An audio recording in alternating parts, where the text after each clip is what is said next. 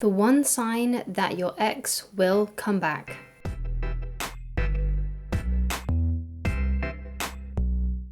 Hi guys, my name is Christine and I'm a dating, relationship and personal development coach. And today I'm talking about the one sign, the one clear sign that your ex will definitely come back. And that one definite clear sign is that they have never stopped initiating contact with you. And it's important here that we, make that clear distinction. Not you contacting them and them always replying to you, but they, some of the time at least, initiate contact with you. They are still trying to keep that connection going. They're still trying to keep the conversation going. So if they've ever initiated contact, so they've called you up or emailed you or they've texted you or they've messaged you, that's on their own steam, not just replying to something you've said, then that's a really good sign that this person, this ex of yours, is going to come back and will eventually be back in your life and want to be back in your life. And the reason why that is because people that care about you will be drawn back.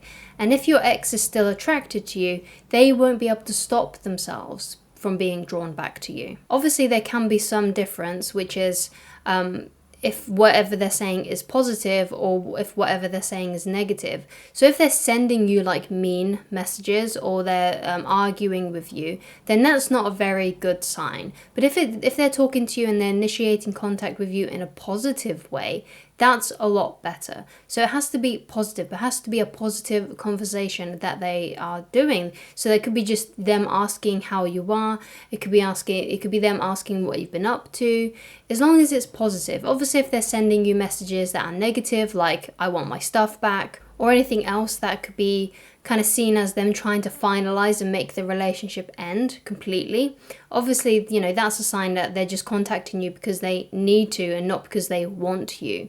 But if they're sending you things that they don't really need to be saying, like it'd be simply like, hey, how are you? What have you been up to? Them just being curious about you, that is more positive and that's obviously more of a better sign. Don't just think because your ex has messaged you that it's because they want you back. It has to be a positive message. It can't be something negative and something to do with them trying to finalize the relationship. So the reason why this one sign that they are still in contact with you and they still initiate contact with you is really a really good positive sign that they will come back is because exes that don't want to come back, exes that won't come back, are exes that would simply just fade away.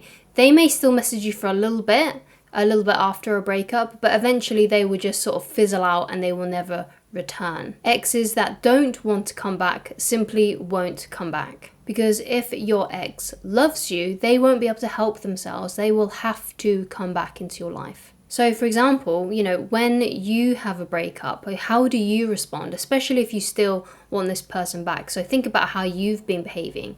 And I'm assuming because you're watching this video, you want your ex back. So what have you been doing? Have you been initiating contact with them? Have you been, trying to keep the conversation going if you do start a conversation with them? Basically, all the things that you are doing are the things that if this person is going to come back, if this ex is going to come back, they will also be doing these things. They will also be behaving in the same kind of way. Now, they might be a little bit more subtle about it, or, perhaps they're even more less subtle about it than what you are. But basically, if they want to come back, they will start displaying those signs. They will start contacting you. They will be initiating contact with you. It's true that they might not initiate every single time, but a lot of the time they are initiating contact with you and it is done in a positive way. If you're enjoying the video so far, then please leave a like on it and please do subscribe if you haven't done so already. And if there's anything else you would like me to discuss in a future video, then please leave it down in the comments, or if you have any tips and advice yourself. Thank you so much. So obviously, something really popular on the internet with other dating coaches like myself is the no contact rule. And the no contact rule is basically where you don't talk to your ex for a while, for a long time, in order for them to be reattracted to you and to see basically if they're going to come back, if they are worth coming back. Because if they still like you and if they still love you, then no contact won't last for very long. The only thing is that I have to say about the no contact rule is that you have to just plan on having no contact be something that lasts forever.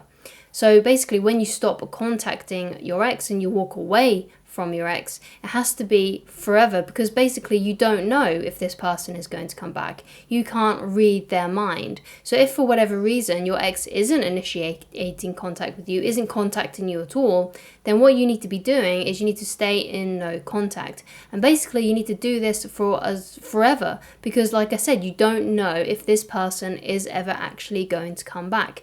And we can't control what this other person thinks, what this other person feels, and the best position to be in is to be in no contact, because you can't make someone miss you by contacting them.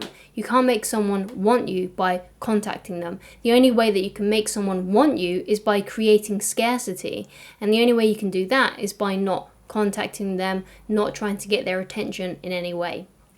You need to become and appear more valuable, and the only way you can do that is to be a scarcity, is to be something rare. That's why a lot of like rare objects like get put on like eBay and stuff for lots and lots of money, and they go for hundreds of thousands.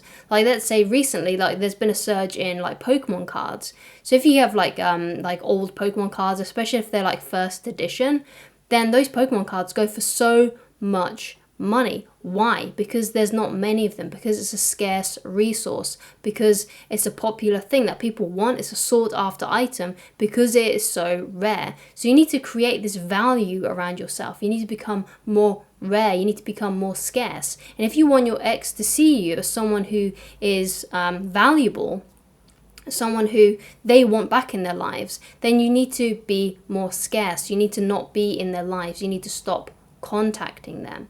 And if your ex loves you, if your ex wants you back, no contact won't last very long. Because if they want you, if they want to be with you, and you disappear, and you go completely off the radar, they're going to be wondering about you. They're going to be wondering why you're not around anymore. They're going to be wondering why you're not giving them the same attention.